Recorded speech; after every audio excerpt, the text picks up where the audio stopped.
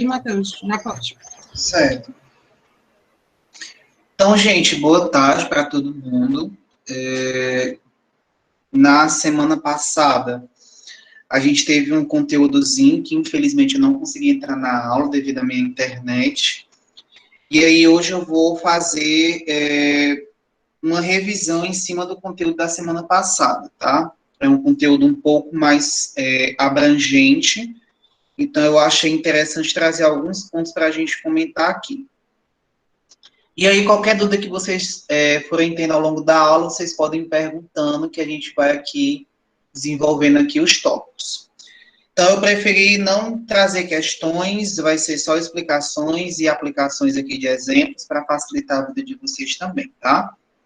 Então, a gente vai falar hoje sobre o movimento circular. A gente vai fazer uma revisão do conteúdo que foi abordado na aula passada, tá? Então, é praticamente aqueles mesmos tópicos novamente.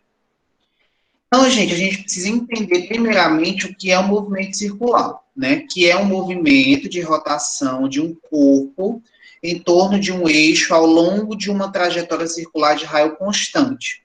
Esse movimento, ele pode ser uniforme, caso essa velocidade seja constante, ou variado, caso essa velocidade ela sofra alguma alteração ao longo do tempo.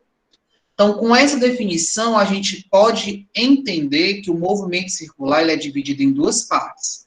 Ele se estende em movimento circular uniforme, quando a minha velocidade de rotação é constante, ou ele é um movimento circular uniformemente variado, se a minha velocidade de rotação variar ao longo do tempo. Tá? Então, existem essas duas classificações. Então, gente, o que é que a gente observa? Nós temos aí um círculo, tá? Esse círculo, ele tem um diâmetro D e um raio R, consequentemente.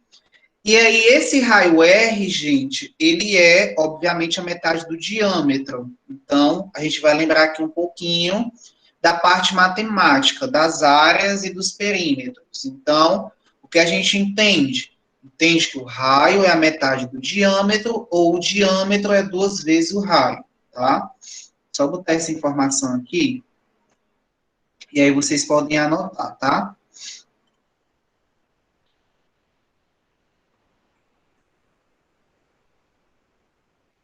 Vocês estão conseguindo enxergar aqui, então? Todo mundo conseguindo enxergar? Assim, Matheus. Pronto, então, o meu diâmetro é 2 vezes o raio, ou eu posso afirmar que o raio é a metade do diâmetro. Tanto faz uma classificação ou outra, tá?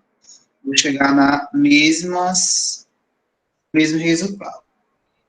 E aí, gente, o que é que acontece? Se a gente perceber nessa Mano, tu pode situação... usar da Lilica? Porque a minha aula tá travando aqui. Da de Jéssica. Não entendi. Eu acho que ela estava falando com outra pessoa. Ah, eu entendi agora. Ah, sim. As várias pessoas... Enfim, não vai dar certo. Então, aí a gente tem um círculo. Esse círculo, ele tem um comprimento, tá? Então, como é que eu calculo o comprimento de um círculo? Quem aí se lembra da parte da matemática? Como é que eu calculo o comprimento de um círculo? Ninguém vai nem arriscar. Comprimento de círculo. Dá pra lembrar, não, mano. Faz tempo demais que vê esse negócio aí. 2πr, tá? Não esqueça dessas informações, não, porque vocês vão usar ela durante esse método todinho. Então, o comprimento do círculo é 2πr. O que é esse R, Matheus? É o raio, tá? Então, você pega o raio, multiplica pelo valor de π e multiplica por 2, tá? Lembrando que esse π nem sempre vale 3,14. Pode ser que na questão ele trabalhe com o valor de 3, pode ser que na questão ele trabalhe com 3,142, então depende muito da questão e do assunto trabalhado, tá? Mas, por enquanto, a gente considera esse π aí como 3,14. Então, a gente aí já tem como calcular o diâmetro, ou o raio, ou o comprimento do círculo. Essa velocidade, gente, V, ela é uma velocidade perpendicular ao raio.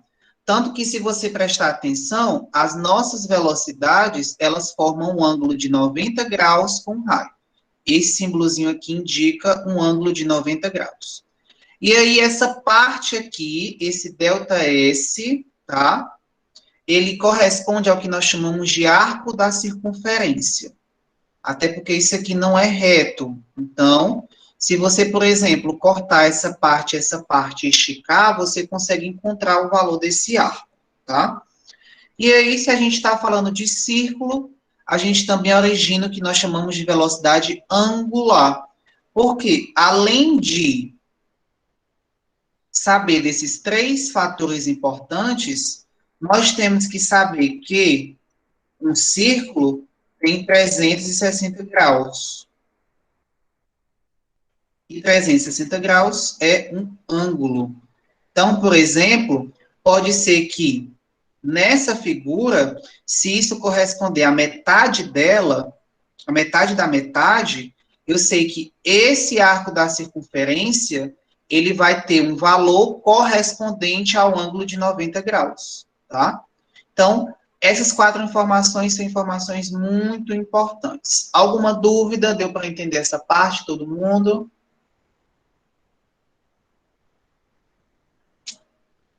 Alguma pergunta? Professor, Diga. o Pedro levantou a mão. Sim, deu sim.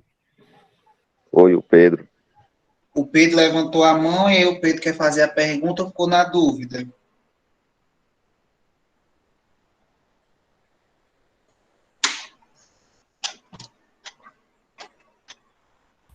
Foi sem querer, Matheus. Ah, pronto, tá bom, então, tudo bem. Então, vamos continuar. Aí, gente, nós temos como calcular a velocidade média no movimento circular uniforme, tá? E aí, algumas considerações importantes. A nossa velocidade média, atribuindo ao conceito que a gente viu lá em movimento uniforme, ele me diz que a velocidade é o valor do espaço pelo tempo. Então, eu tenho um espaço percorrido em um determinado tempo, dividindo esse espaço pelo tempo, eu encontro essa velocidade. Nós acabamos de falar também que o comprimento de um círculo ele é dado por 2πr. Então, esse 2πr, além de ser o comprimento do círculo, ele corresponde ao valor do espaço que esse círculo, obviamente, corresponde, tá? Então, eu posso afirmar que em uma volta completa, vou até levar em consideração isso aqui.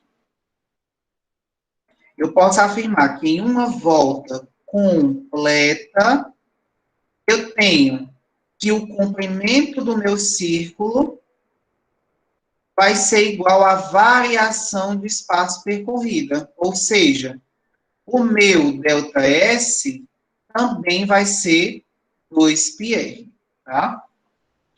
E aí, se eu estou falando de movimentos circulares, o meu tempo, ele vai ter uma pequena alteração. O meu tempo em uma volta completa vai se chamar de período, que é representado por P maiúsculo. Então, esse período surge quando eu consigo dar uma volta completa.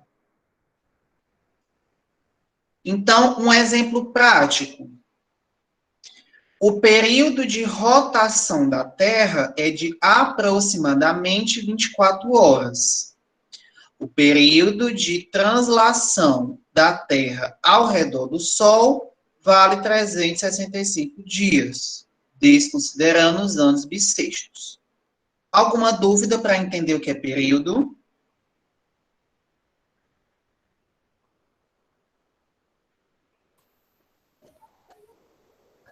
No chat, nenhuma dúvida, Matheus. Então, o que é que eu vou fazer? Eu vou transformar essa velocidade lá no movimento uniforme e vou adaptar ao movimento uniforme, só que sendo um movimento circular. Então, no lugar de ΔS, eu vou substituir por 2πr, e no lugar de ΔT, eu vou substituir por T, certo? Só ajeitar isso aqui. E aí eu encontro a minha velocidade média no movimento circular uniforme. Alguma dúvida? O senhor vai explicar isso em cima de uma questão? Agora, tá? Vamos lá. A Camila pediu para explicar novamente mesmo, Matheus. Show de Aproveitando a bola. questão. Então, vamos aproveitar aqui a questão. E quando eu aprendi esse negócio de diâmetro, que é C igual a 2πr, o meu professor tentava explicar de uma forma mais simplificada e ele disse que era só lembrar da fórmula de pizza, que seria Sim. C igual a 2π. É a mesma Ele falava de a fórmula Catupiry. Mesma consideração. Aí a questão do ponto que você consegue aprender é o mais fácil. Geralmente tem gente que não consegue pegar por esse ponto. Então, eu geralmente explico dessa forma, por quê? Porque as questões de ensino médio, elas são um pouco mais contextualizadas. Então, pode ser que essa dica na hora não consiga chegar bem no cálculo, porque às vezes a gente não utiliza esse cálculo em si. Esse cálculo pode ir se adaptando de acordo com as características que a questão pede, tá? Mas é uma ótima forma também de você anexar esse ponto aí sobre esse assunto. Toda alternativa é válida. Então, por exemplo, vamos aí. Qual o valor da velocidade de um objeto em movimento circular com raio de 5 metros e período, vou aqui colocar um período qualquer, tá? E um período de 2 segundos. Então, qual é o valor da velocidade de um objeto em movimento circular com raio de 5 metros e período de 2 segundos? Nesse caso, para facilitar os nossos cálculos, eu vou considerar o π como sendo igual a 3, só para facilitar a nossa vida. Então, ele te deu o valor do raio, te deu o valor do período, te deu o valor de π e quer saber o valor da velocidade. Então, nesse caso, nós vamos trabalhar com a formulazinha que nós acabamos de ver. Então, a formulazinha que nós vamos trabalhar é essa aqui. Então, velocidade é 2πr sobre t, sendo t o valor do período, por isso que esse t é maiúsculo, tá? Para diferenciar do t minúsculo que é tempo. Então, me digam aí, qual é o valor que eu vou substituir aqui no lugar de π?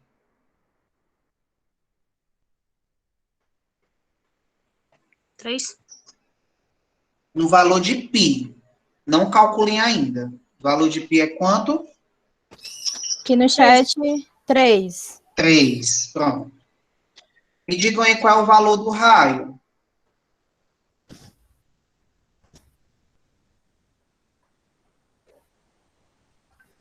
Cinco. 5 metros. Estou respondendo aqui do chat. Me digam aí o valor do período.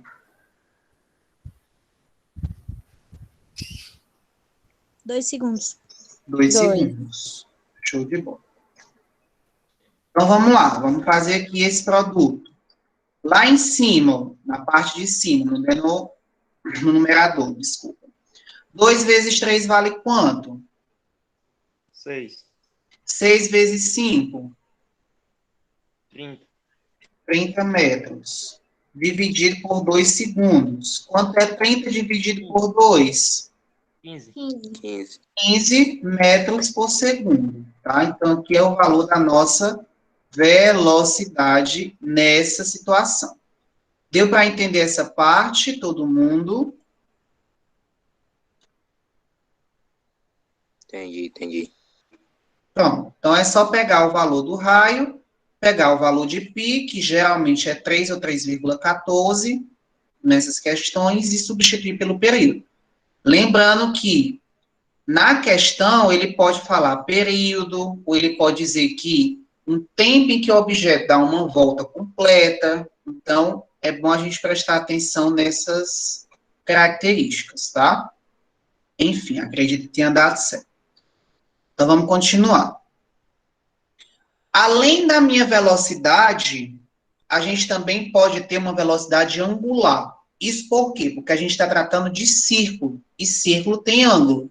Então, consequentemente, esse ângulo gera aí outros fatores. Então, o símbolo que a gente utiliza para representar a velocidade angular é esse símbolozinho aqui, tá? É um W meio curvado, tá? Então, toda vez que vocês verem esse símbolo diz respeito à velocidade angular em um movimento circular uniforme. Então, aqui eu vou colocar algumas questões para a gente trabalhar, tá? Então, o que é que a gente precisa saber? Velocidade angular é o valor da variação do ângulo pela variação do tempo.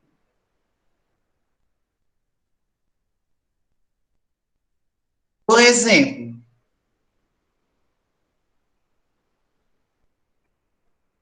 eu tenho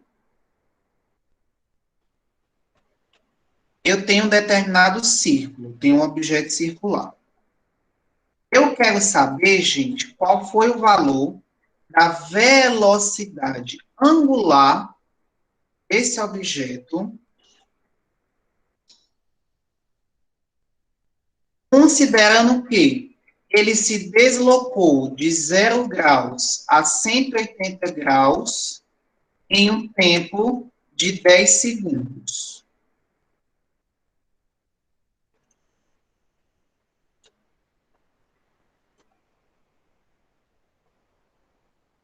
Então, eu quero saber o valor dessa velocidade angular de 0 até 180 graus em um tempo de 10 segundos. Então, vamos usar a fórmula aqui da velocidade angular. A minha velocidade angular, gente, ela é a variação do ângulo. Então, de 0 graus até 180 graus, qual foi o valor do deslocamento angular? De 0 até 180 graus, quantos ângulos foram aí percorridos? Pode dizer por áudio. Camila está dizendo aqui 180. 180 graus, show de bola. Em quanto tempo?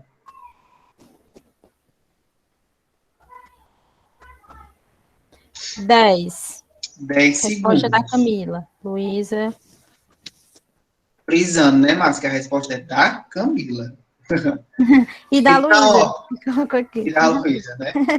Então, vamos lá, ó. Quanto é 180 dividido por 10?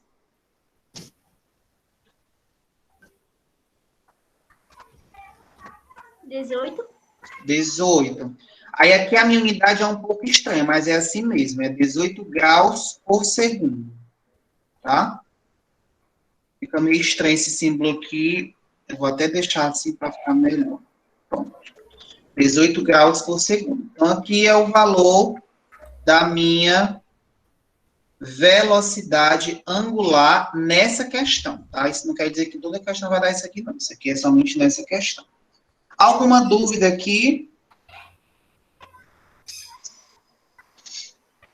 O senhor poderia explicar de novo? Posso. Olha só. Eu tenho um objeto circular e eu quero saber o valor da velocidade angular desse objeto. Esse objeto, em um ângulo, em um círculo, ele percorreu de 0 a 180 graus em um tempo de 10 segundos. E aí, como é que eu calculo essa velocidade angular? A minha velocidade angular é o valor da variação do ângulo pela variação do tempo. Então, se ele andou de 0 até 180 graus, ele andou 180 graus. Em um tempo de quantos segundos? De 10 segundos. Então, 180 dividido por 10 é igual a 18. Unidade medida, graus por segundo. Certo? Certo. Pronto. Então, vamos lá continuar. Além da minha velocidade angular poder ser calculada dessa forma, a gente acabou de ver o estudo de período. Então, período é uma volta completa, é o tempo que o objeto dá uma volta completa. Então, quando a gente trabalha com período, surge também o que nós chamamos de frequência. Então, a nossa frequência é 1 sobre o período. Então, se eu sei o valor do período, basta eu pegar 1 sobre esse valor e aí eu encontro o que nós chamamos de frequência. Então, por exemplo,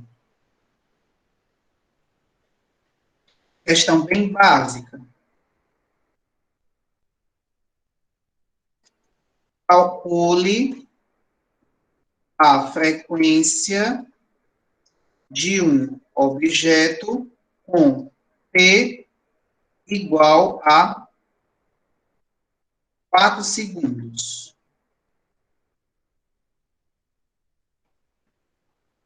Quero aí calcular uma frequência, sabendo que o período vale 4 segundos.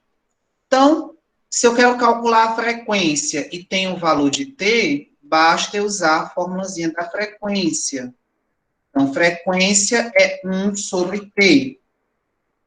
Então, a minha frequência vai ser 1 dividido por quanto? Qual é o valor do meu período? Qual é o meu valor de T maiúsculo? Me digam aí. 4 segundos. 4 segundos. Quanto é 1 dividido por 4? Vai ser 1, não? Porque Não. não vai dividir 4. 0,25. Isso, 0,25. Aí entra a minha unidade de medida. Unidade de medida de frequência é dada em Hertz, tá?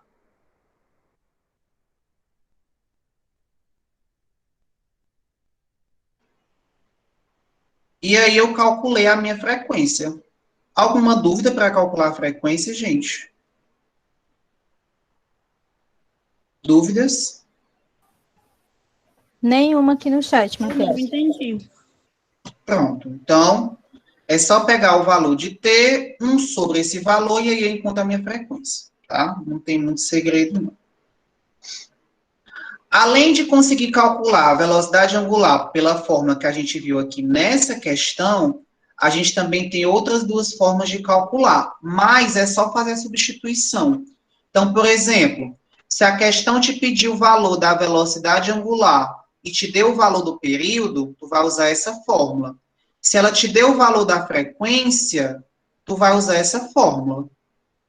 Existe alguma dúvida aqui em qual caso usar? Dúvidas?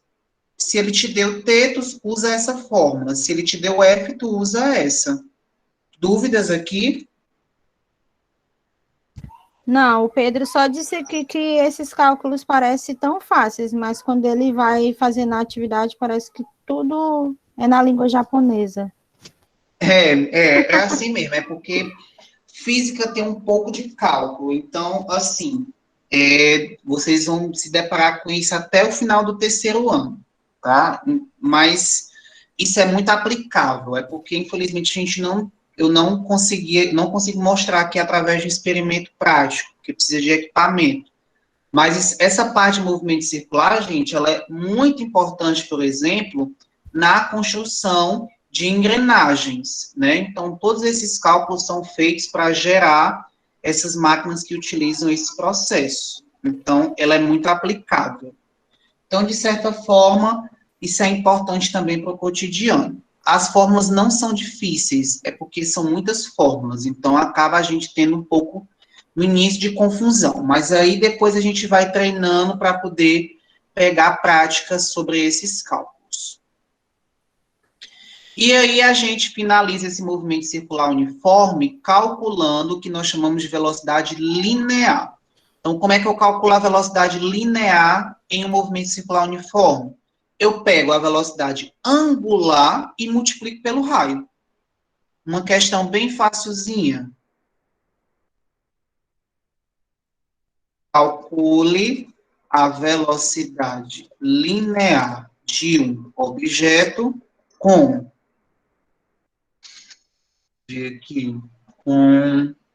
20 graus por segundo, contendo um raio de 4 metros. Eu quero aí calcular o valor da minha velocidade linear, sabendo se que ele tem 20 graus por segundo, ou seja, ele tem uma velocidade angular de 20 graus por segundo e tem um raio de 4 metros. Então, Usando a minha formulazinha aqui de velocidade linear. Só fazer a substituição. Então, minha velocidade angular é de 20 graus por segundo. Sempre vai ficar assim, deixa eu botar. Assim. 20 graus por segundo vezes 4 metros. Quanto é 20 vezes 4? 80. 80 metros por segundo. Tá? Então, aí a gente acabou de encontrar o valor da nossa velocidade linear. Somente esse cálculozinho aí. Dúvidas aqui nessa parte?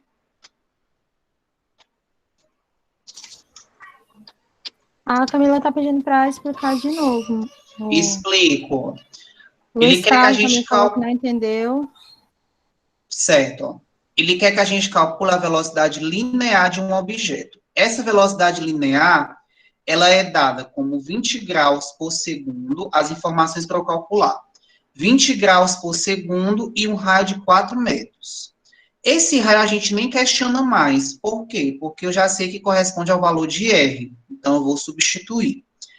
E esse 20 graus por segundo, ele corresponde à nossa velocidade angular, que foi o que a gente resolveu bem aqui, ó. Graus por segundo é uma unidade de velocidade angular. Então, basta eu pegar esse 20 e substituir no lugar da velocidade angular, basta eu pegar o valor de 4 e substituir no lugar de R. E aí, 20 vezes 4 é igual a 80. E a minha unidade no final é metros por segundo, porque esse graus ele sai, certo? Dúvida? Deu para pegar agora a informação?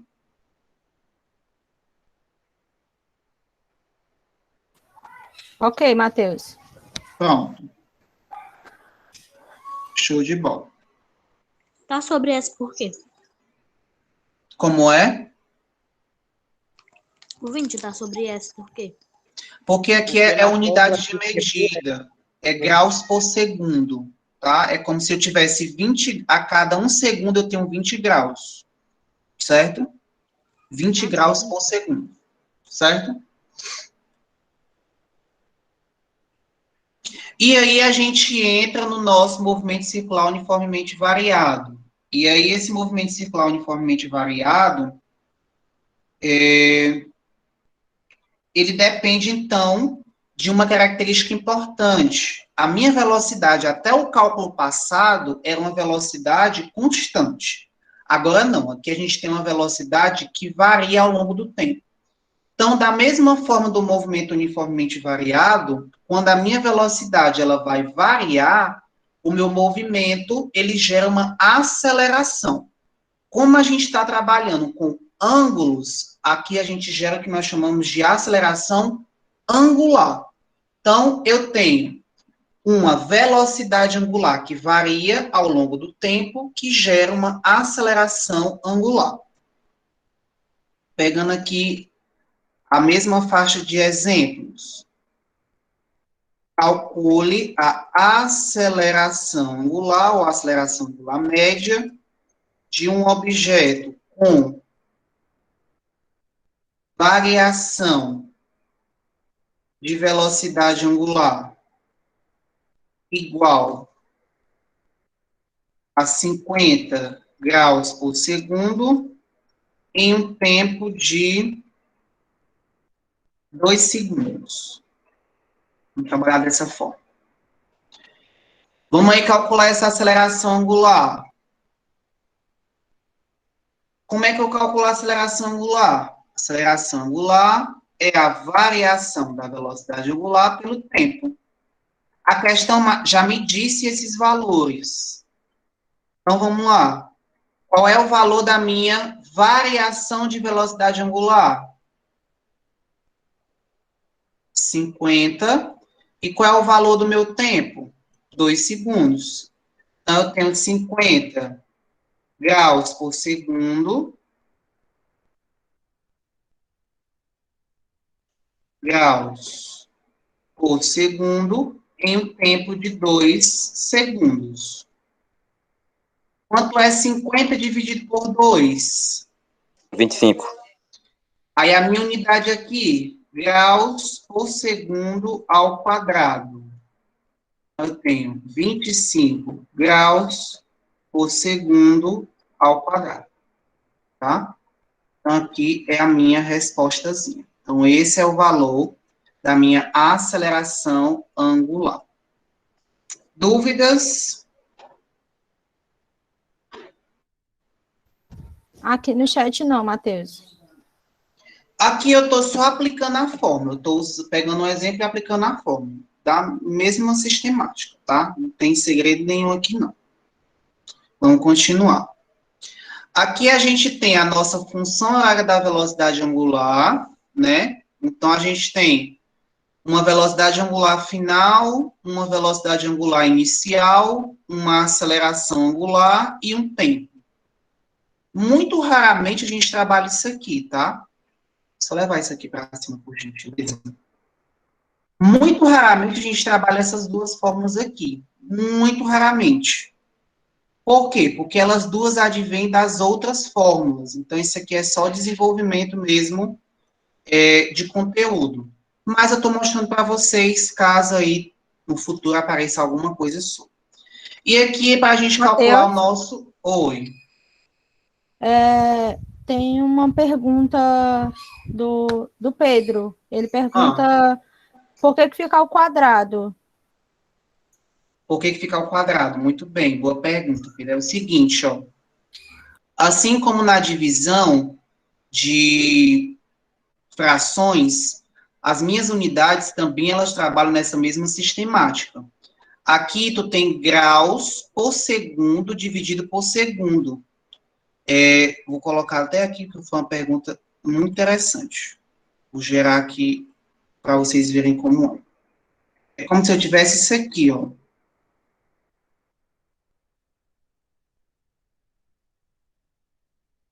Graus por segundo dividido por segundo. Isso nas minhas unidades de medida. Então, qual é a regra de divisão de fração? Repete a primeira e multiplica pelo inverso da segunda. Então, se eu tenho S, o inverso de S é 1 sobre S. E aí vai ficar 1 grau, e aí eu posso só repetir esse símbolo de novo, sobre segundo vezes segundo, que dá segundo ao quadrado. Por isso que a minha unidade ali é segundos ao quadrado, porque as minhas unidades também obedecem essa regrazinha de divisão de fração. Certo, Pedro?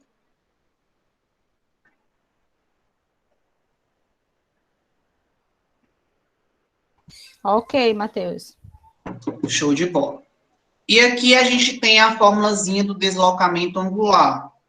Então, a gente pode perceber que no movimento circular uniformemente variado, esse deslocamento angular, gente, ele depende da velocidade angular que a gente obteve e da aceleração angular que a gente também vai obter. Então, aqui esse deslocamento angular, ele já não repara só na minha velocidade que eu obtive, mas também na aceleração que esse objeto, ao realizar esse tipo de movimento, vai executar, tá? Como essas duas fórmulas praticamente não são trabalhadas nas provas do Enem, eu também não vou aplicar nenhuma fórmula, mas eu estou mostrando para vocês, tá? Para que vocês possam, aí, caso alguma questão de vestibular cobra, vocês aí já têm noção, mais ou menos, dessas duas formulazinhas que podem, porventura, cair. Então, gente, é isso. Alguém tem alguma dúvida?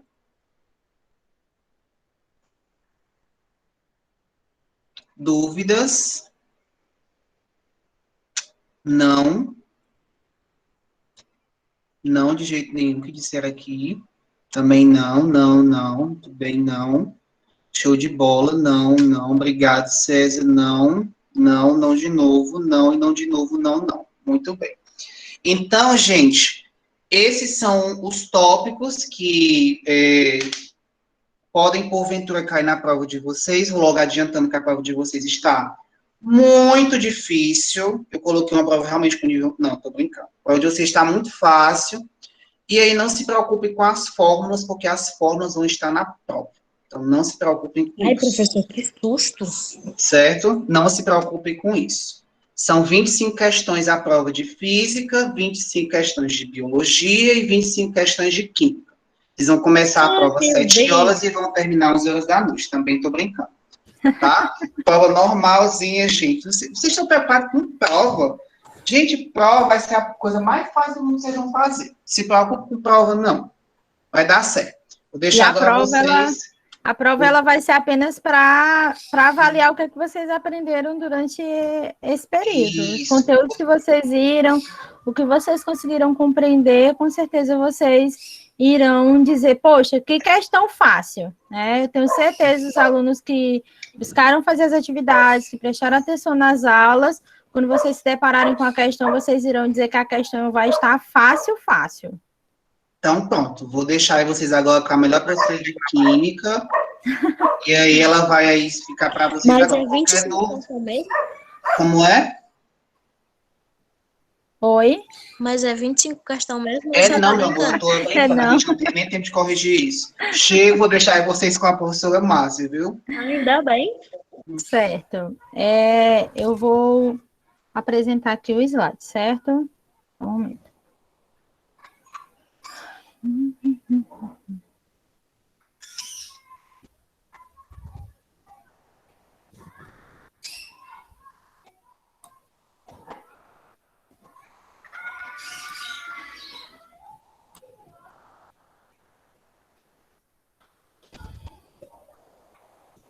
Apareceu aí?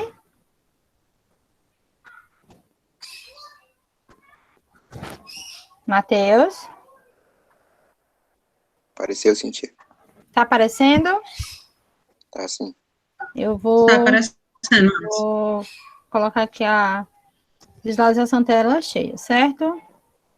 E aí, qualquer mensagem no chat, o Matheus Amajori vai me ajudando, ou algum de vocês alunos também, tá certo? Vocês podem ir.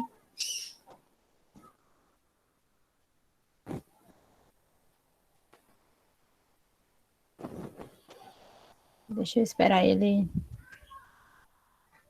Apareceu para vocês tela cheia, Marjorie? Ainda não. Não? Peraí.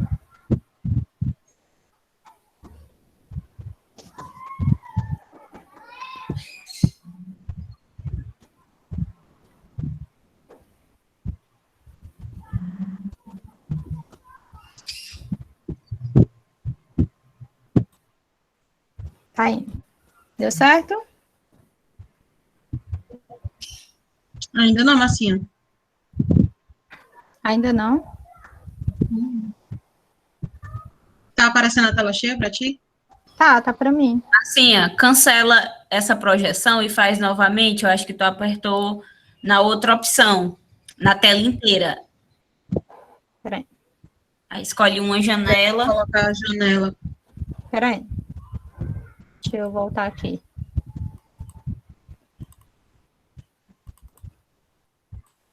Só um momento.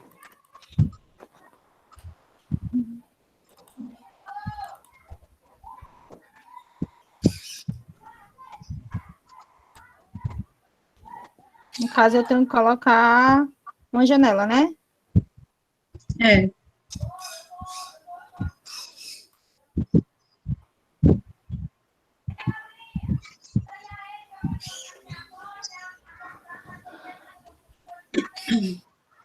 Foi? Tá aparecendo a tela. Deixa eu ampliar aqui.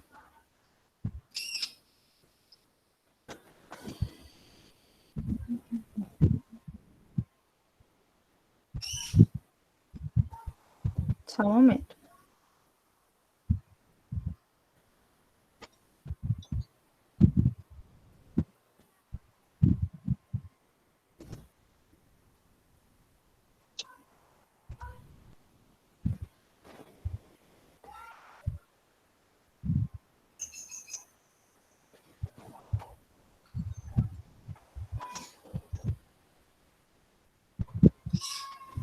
Nada ainda? Não. Tu aperta F5 ou então no projetorzinho aí na tela do...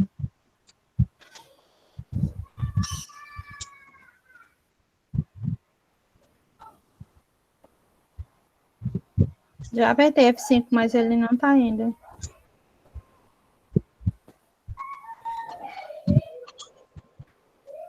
Não foi. Pode projetar para mim, Marjorie?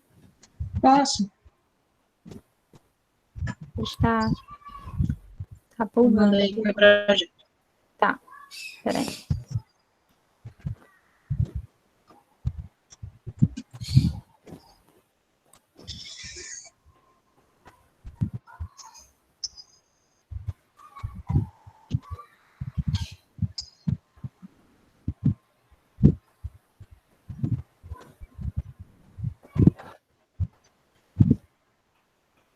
Pronto.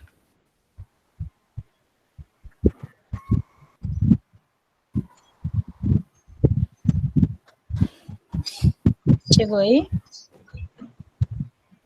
Deixa eu só aparecer aqui no computador, porque tá... Pronto.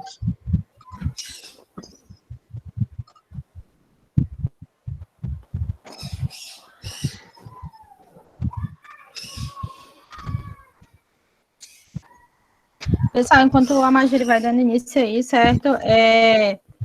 Nós abordamos nesse segundo período agora 4 tópicos, certo? 4 conteúdos. E aí eu vou fazer uma abordagem bem rapidinha com vocês. Eu trouxe 2 questões para a gente poder fazer essa análise, certo? E reforçar a compreensão. E aí as dúvidas que vocês forem tendo, eu vou respondendo aqui, caso não dê tempo, vocês podem estar dando uma olhadinha na aula novamente, certo? Como vai ficar gravada. Ou vocês podem estar me perguntando no privado, tá certo? Podem colocar também no grupo, porque muitas vezes a sua dúvida é a dúvida do colega também, tá certo?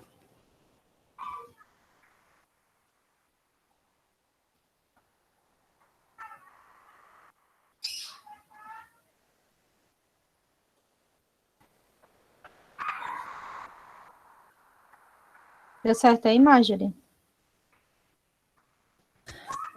Tá abrindo aqui. Certo.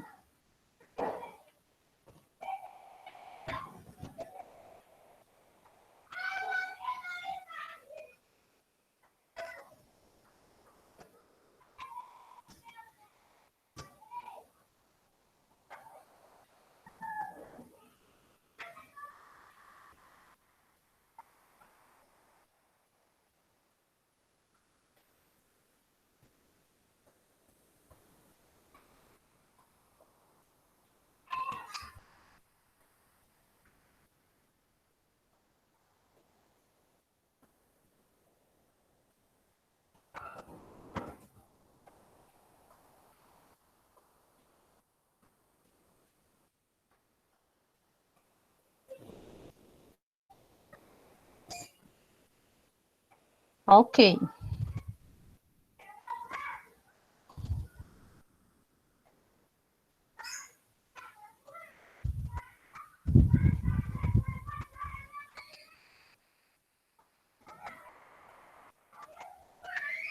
Colocou a tela cheia, Marjorie?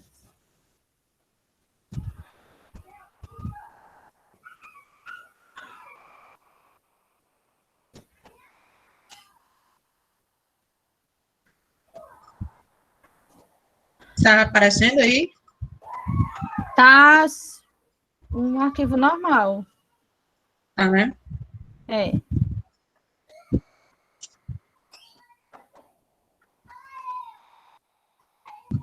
Foi? Peraí.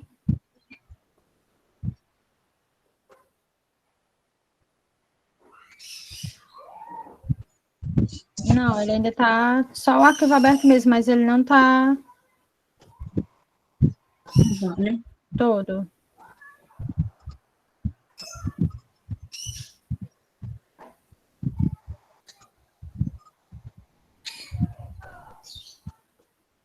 Pronto, agora foi. Então, vamos lá, pessoal. Se eu estiver indo muito rápido, vocês falem, certo? Para mim poder explicar de forma mais lenta para vocês poderem compreender. Então, Então, a gente vai fazer uma revisãozinha rápida, certo? Sobre os conteúdos que a gente abordou nesse segundo bimestre. Pode passar, Marjorie. Como eu falei para vocês, nós tivemos aí 4 conteúdos, né, a qual a gente fez essa abordagem. Nós vimos aí reações químicas, que eu apresentei 4 reações químicas para vocês. Nós vimos a evolução dos modelos atômicos, tá bom? Até chegar ao modelo atual do átomo. Em seguida, nós vimos a relação das partículas atômicas, no caso, os prótons, elétrons e nêutrons, com o número atômico e o número de massa. E, por último, a gente viu a distribuição eletrônica, tá certo? Então, eu vou fazer uma abordagem bem rapidinha de cada um desses aí, tá certo? Então, se eu estiver indo muito rápido, vocês me falam. Pode passar, Mágia.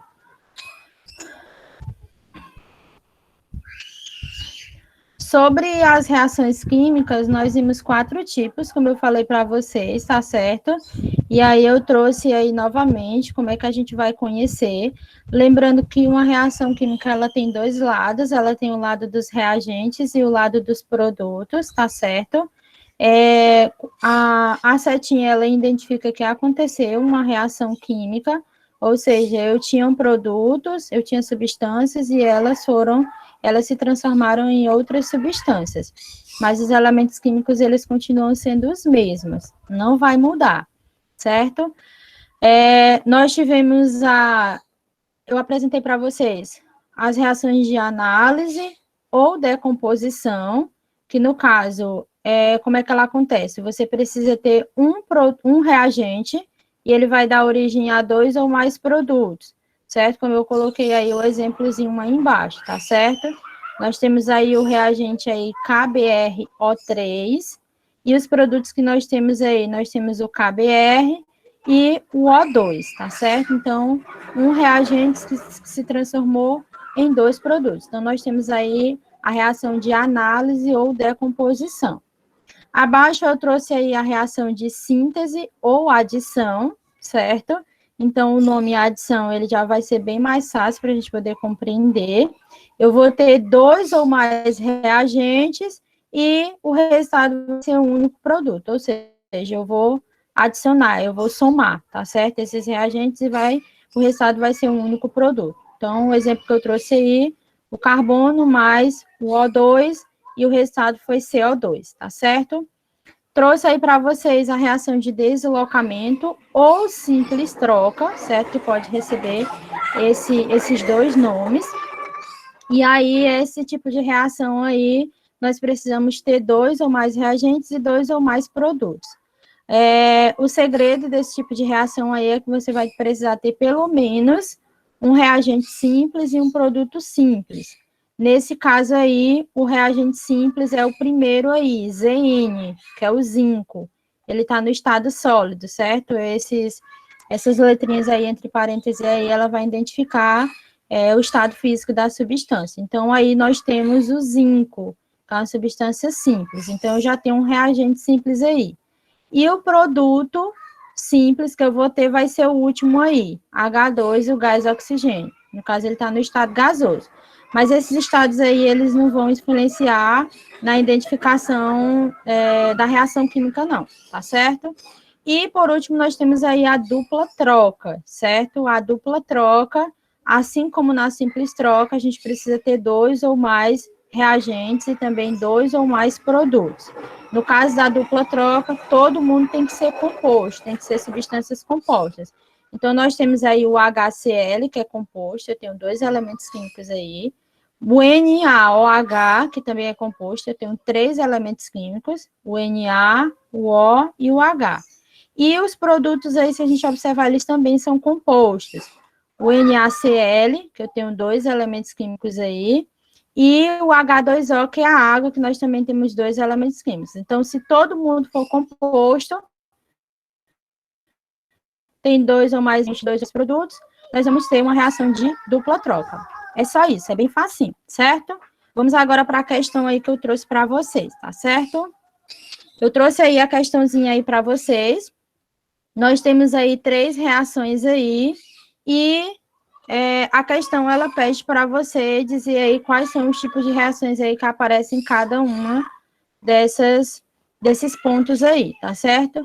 Analisando aí a primeira reação aí, P2O5, mais, eu tenho aí 3 moléculas de água e H2O, e em seguida eu tenho aí a substância H3PO4. Que tipo de reação é essa aí? Qual foi o tipo de reação que aconteceu aí nessa primeira? Uma síntese, uma análise, uma simples troca ou uma dupla troca? O que vocês acham? Dupla troca, César. Vejam que a gente tem que observar quantos reagentes nós temos aí, pessoal. Quantos reagentes? Lembra que eu falei para vocês que esses números grandes aí, a gente deixa ele de lado, certo? Agora, a gente vai usar ele só quando a gente estiver trabalhando a chamada estequiometria, tá bom? A gente vai observar em si para a substância, certo? Então, eu tenho quantos reagentes aí? Tenho 2 reagentes, certo? Tem um sinalzinho de mais aí, entre o P2O5 mais, aí nós temos esse 3 grande aí, certo? Que ele vai identificar a quantidade de moléculas que eu vou ter aí, da água, certo? Então, como eu falei para vocês, esse número aí, ele não nos interessa agora, tá bom? E nós temos a outra substância aí, que é a H2O. Então, antes da seta, que são os reagentes, nós temos duas substâncias, certo? E depois da seta, nós temos quantas substâncias?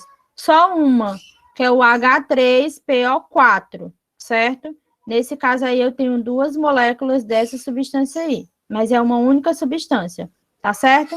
Então, eu tenho 2 reagentes e um produto. Quando eu tenho 2 reagentes e o resultado é um produto, qual é o tipo de reação que eu tenho? Síntese, análise, simples troca ou dupla troca? O que vocês acham? Participação de vocês. Síntese, exatamente. Síntese ou adição, né? Eu peguei aqui 2 reagentes, somei esses 2, juntei esses 2 e tive um produto. Então, síntese. Olhando aí para as alternativas, eu fico com quais alternativas aí? Quais das alternativas aí poderia ser a minha alternativa correta? O item A ou o item D, né?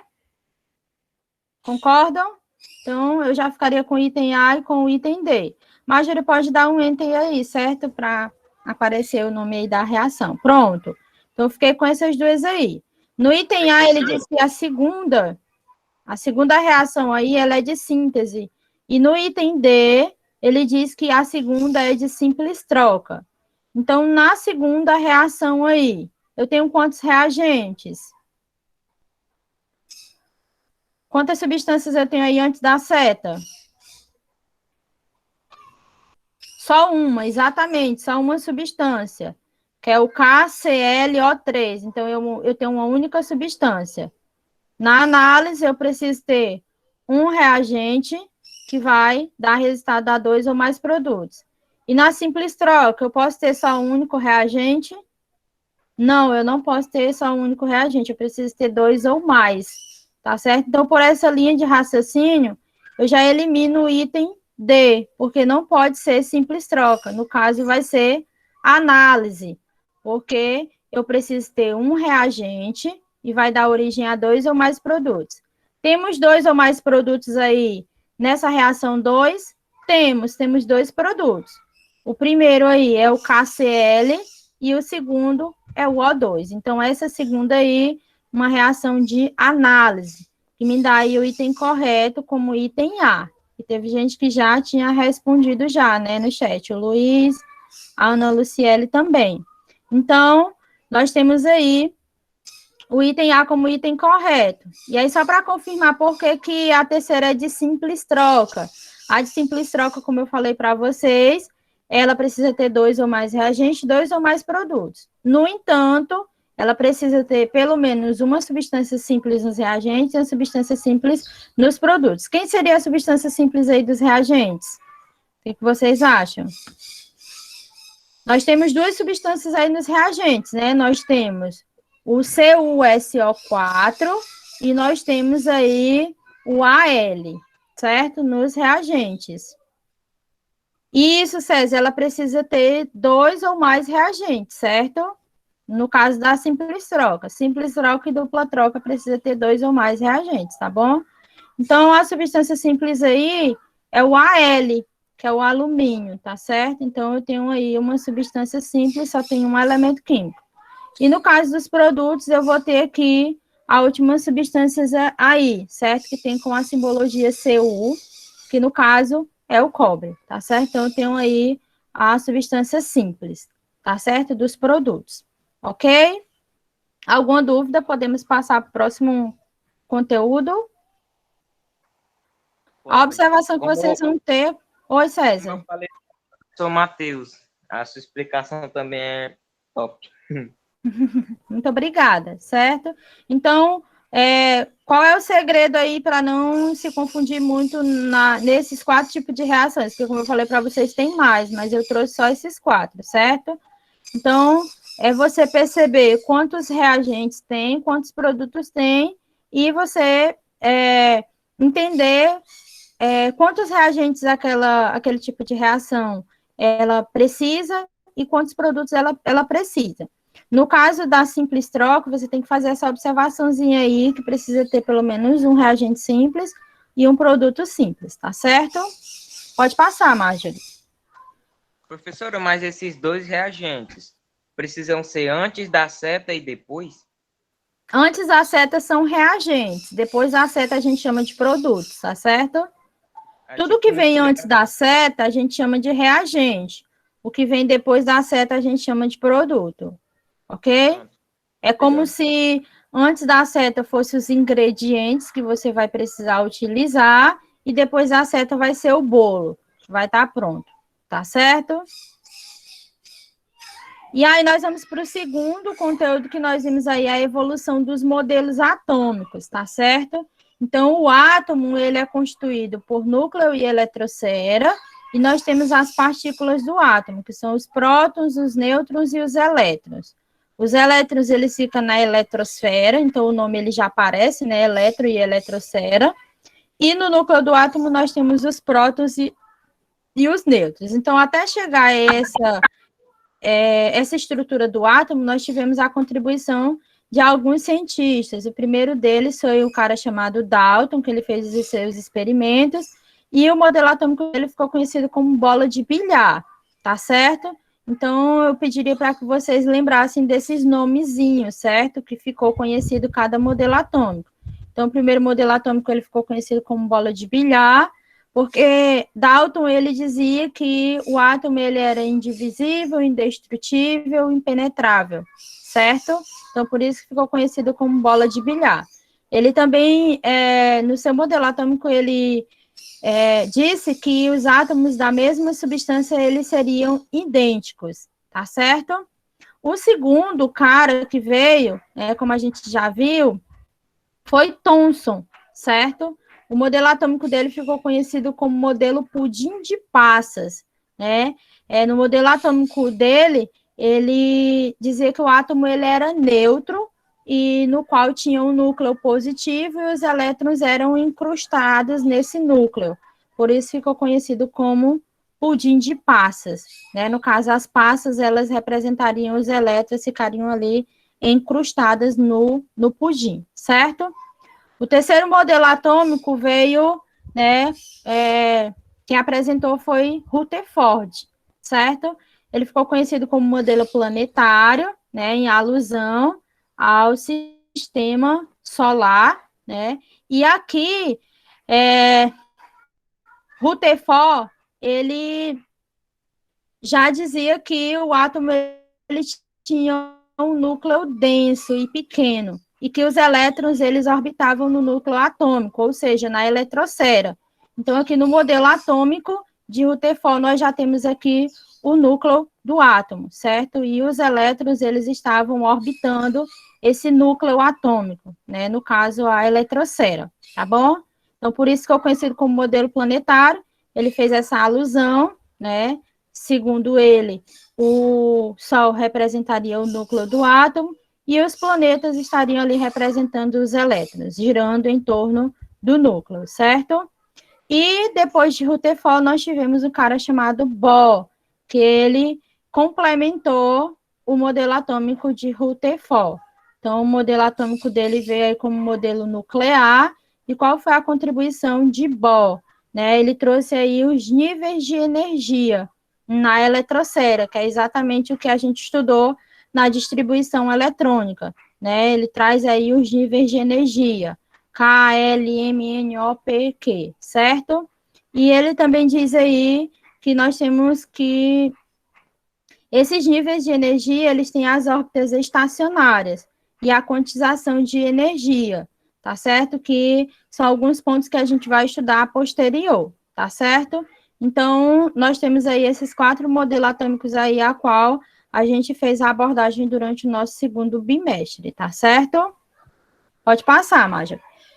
Eu não trouxe nenhuma questão com relação aos modelos atômicos, certo? Porque é mais uma parte bem teórica, então eu peço a vocês que vocês façam essa associação do cientista ao modelo atômico que ele propôs, ao nome que ele propôs, certo? E como é que eram as características do átomo segundo esses cientistas, tá certo?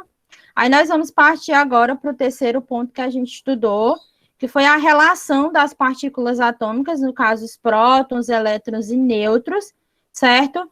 Com o número atômico, certo? Que ele é representado pela letra Z, o número de massa, que é representado pela letra A, e eu acrescentei aí o N, que no caso são os nêutrons, tá certo? Que são as partículas atômicas. Então, essa associação, qual a associação que a gente vai fazer aí? Fazendo essa associação das partículas atômicas com o número de massa e o número atômico, nós vamos ter aí essas 3 palavrinhas, isótopos, isóbaros e isótonos, tá certo? Eu pediria para que vocês reforçassem aí esse estudo, tá certo? Tem uma questãozinha na prova, que eu vou estar fazendo essa abordagem aí com relação a isótopos, isóbaros e isótonos, tá certo? Então, para relembrar aqui, como é que eu vou identificar aí quando é um isótopo, um isóbaro ou um isótono, tá certo? Eu vou ter 2 espécies, no caso, 2 elementos químicos, 2 ou mais. Eles vão apresentar para mim o número de massa e o número atômico de cada um, esse quadradinho aí que eu trouxe para vocês.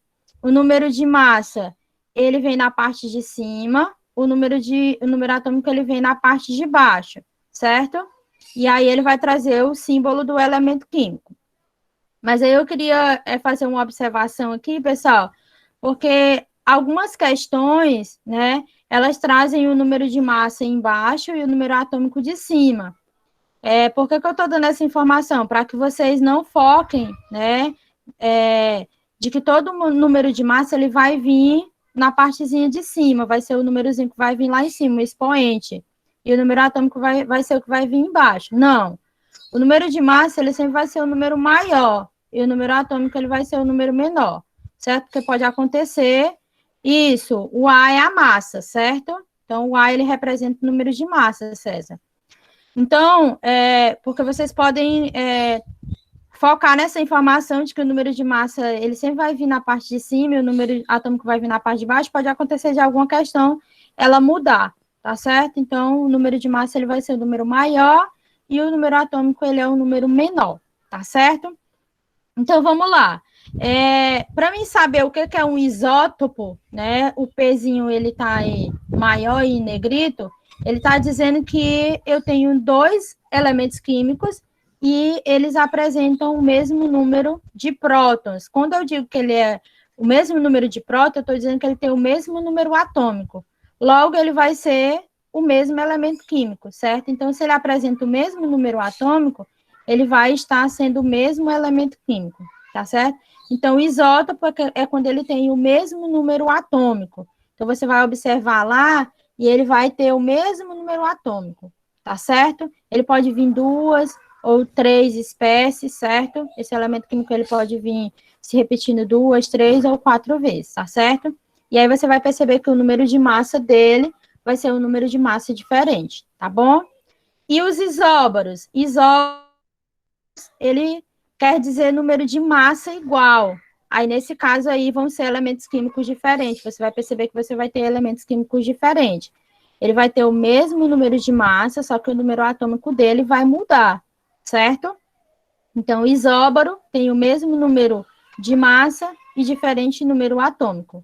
E quando eu falo em isótonos, certo? O Nzinho, ele está destacado, ele está se referindo ao número de nêutrons. E aí, como é que eu vou descobrir o número de nêutrons? Aí eu trouxe aí para vocês, certo? O cálculozinho. O número de nêutron você vai descobrir como? Lá você já vai ter o número de massa e vai ter o número atômico. Então, é só você subtrair o número de massa com o número atômico. Bem facinho, pessoal. Bem facinho mesmo, certo? Então, você tem o número de massa, subtrai pelo número atômico. É só isso, tá certo? Então, as informações para a relação das partículas atômicas com o número atômico e o número de massa seriam essas que eu gostaria de reforçar com vocês. Alguma dúvida? Tudo, Luiz Carlos? Repetir tudo? Não, só a última parte aí. Essa parte dos nêutrons, é? Isso, é. Pronto. Quando eu digo que eu tenho isótonos, quando eu tenho dois elementos químicos, e eu digo que eles são isótonos, eu estou dizendo que eles têm o mesmo número de nêutron. Então, como é que eu vou descobrir esse número de nêutrons? Eu vou pegar o número de massa, que é o número maior, e vou subtrair pelo número atômico, certo? Dos dois elementos químicos, das duas espécies que a questão vai me dar. É bem simples. Essa aí é a parte mais fácil. A gente acha que é a parte mais difícil identificar o que são isótonos, mas é a mais fácil. Você só vai subtrair o número de massa com o número atômico. Só isso, tá certo? Vamos para a questão, que na questão a gente vai entender, ó. Eu trouxe essa questãozinha aí, tá certo? E aí ele diz o seguinte...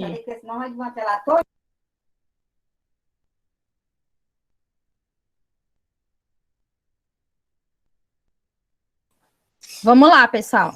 Então, eu trouxe aqui, certo, essa questãozinha aí, e ela diz o seguinte, os isótopos, olha, quando ele diz isótopos, ele está falando de espécies que têm o mesmo número atômico. Vamos conferir se tem o mesmo número atômico? Ó, tem o mesmo número atômico, que é 8, certo? Então, aqui eu tenho 3 isótopos de oxigênio. A questão, ela diz que eles são isótopos, mas ela quer saber o quê?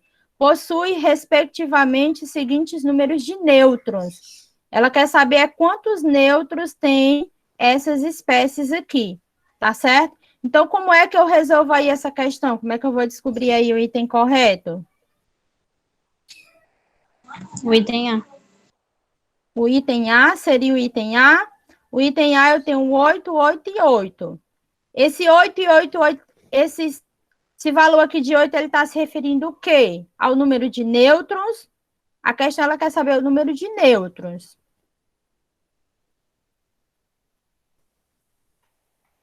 E aí? E a massa, não? A gente vai precisar utilizar o número de massa, não? Esse 8 aqui, ele corresponde ao quê? Ao número atômico ou ao número de massa? É de massa. Ó, onde a setinha está colocando aí. O que vocês acham? Está se referindo ao número atômico ou ao número de massa? Vejam que o número 8 aí, ele está se repetindo aí nas 3 espécies, não tá? Então, ele é o mesmo valor. Que no caso é o número atômico. O número atômico. Então, porque quando é o mesmo número atômico, ele é o quê? Ele é isótopo, ó. É o que a questão vem dizendo bem no início. Os isótopos, aí ele dá as 3 espécies aqui. Por que eles são isótopos? Porque eles têm o mesmo número atômico, certo? Se a gente observar o número de cima, eles são diferentes. Aqui é o número de massa, ó, eles são diferentes. A questão, ela está me dizendo que eles são isótopos, mas o que é que a questão quer saber? A questão quer saber é o número de nêutrons dessas 3 espécies. Então, como é que eu vou descobrir o número de nêutrons aí, pessoal? Qual é a fórmula? É o número de baixo. É o número de baixo? O neutro é o número de neutro menos o número atômico, alguma coisa assim. É o número de massa menos o número atômico. A fórmula é essa que a gente viu no slide anterior. Volta aí o slide, Marjorie, bem rapidinho. Ó, aqui embaixo, ó, como é que eu descubro o número de nêutrons? Eu vou pegar a massa e vou subtrair pelo número atômico, só isso, certo? Pode passar, Marjorie. Então, nesse caso aí, como é que eu vou descobrir? Qual é a primeira espécie aí? Quanto é que é o número de massa aí da primeira espécie? 16 menos 16 8. menos 8, que dá igual a quanto? 8. 8. Dá 8, certo? Aqui a gente já elimina o item C, o item D e o item E. Vamos para a segunda espécie. A segunda espécie, quanto que é a massa? 17. 17. Quanto que é o número atômico? 8. Então, vai ser 17 menos 8, que dá igual a quanto? 9. Dá 9.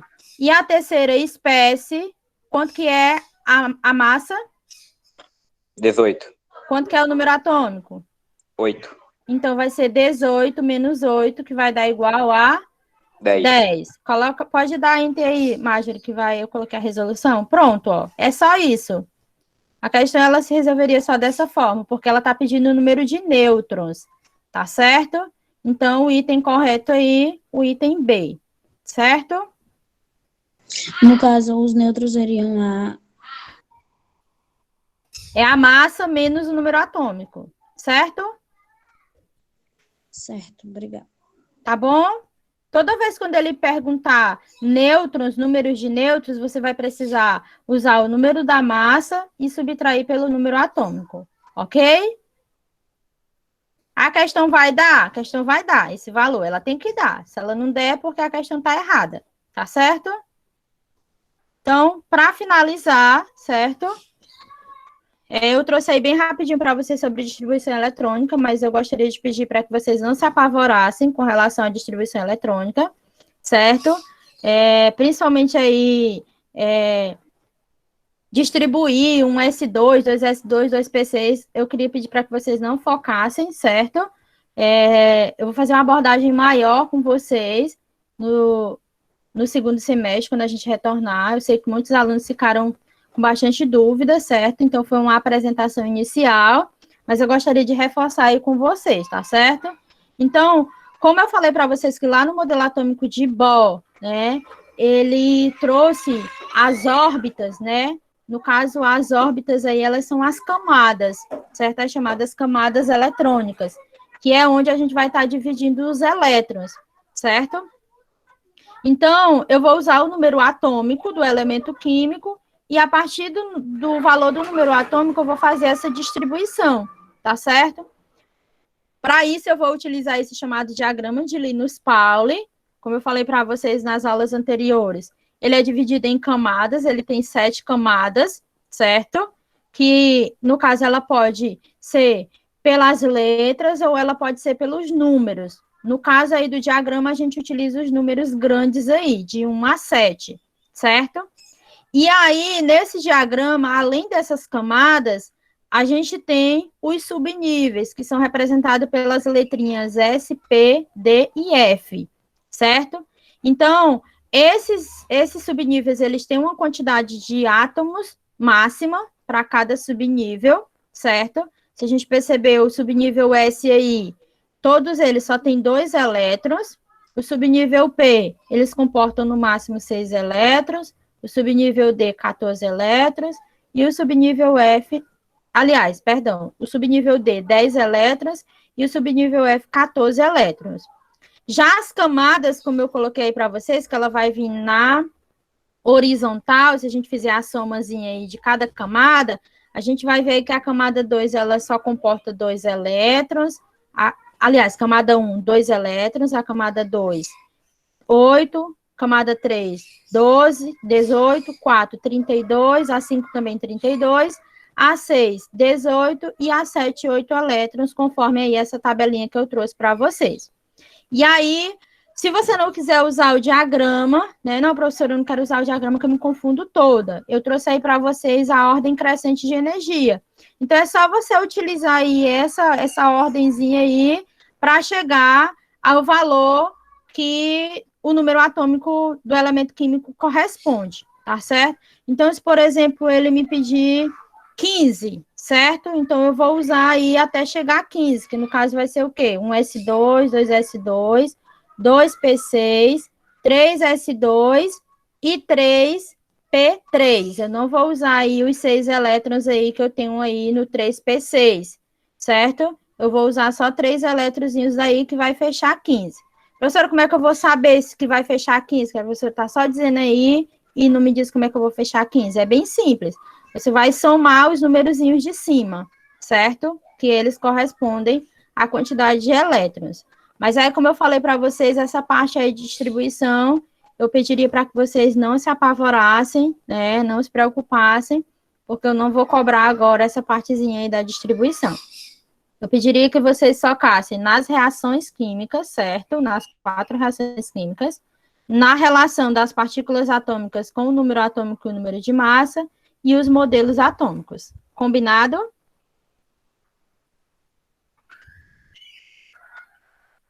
E aí, se vocês me permitirem, eu encerro por aqui, certo? Deixo vocês com biologia. E aí, qualquer dúvida que vocês forem tendo, vocês podem colocar no grupo da sala ou podem me perguntar no privado, ok? Ou alguém gostaria de expor alguma dúvida nesse momento? Professora, Oi. esses números aí, eles são botados de cima para baixo, não são? O do diagrama? É. Isso, você vai começar lá pelo 1S2, aí depois vai 2S2, você tem que seguir as setinhas, certo? Na diagonal. Terminou uma setinha, você vai lá para a ponta da outra, certo? Então, a questão do diagrama é questão de prática. Então, por isso que eu disse para vocês que eu não vou cobrar essa parte da distribuição agora, porque a gente vai treinar mais um pouquinho, tá certo?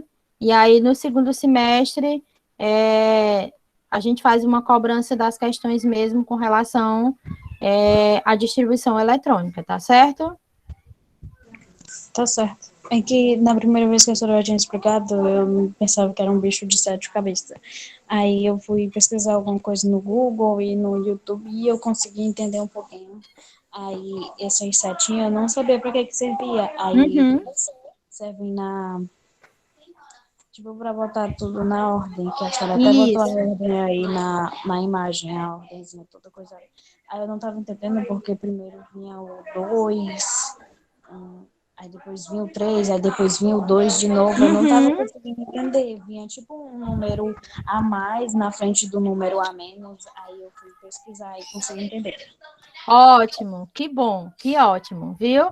Mas é como eu falei para vocês, é só seguir aquela ordenzinha.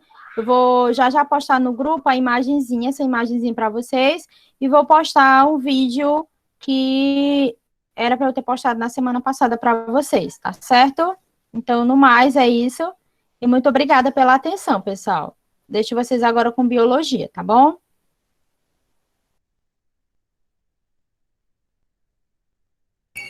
Marjorie, o Caio falou contigo? Não. Pronto.